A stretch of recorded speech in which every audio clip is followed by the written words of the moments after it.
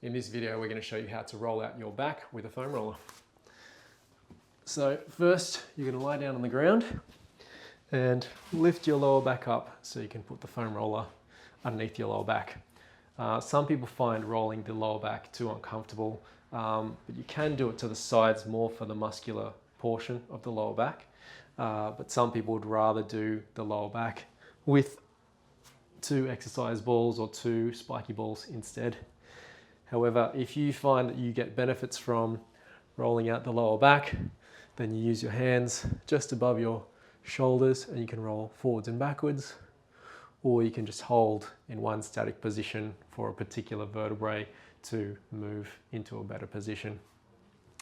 As you progress, you can roll further up into the thoracic region, again, either rolling or holding, and then further up again.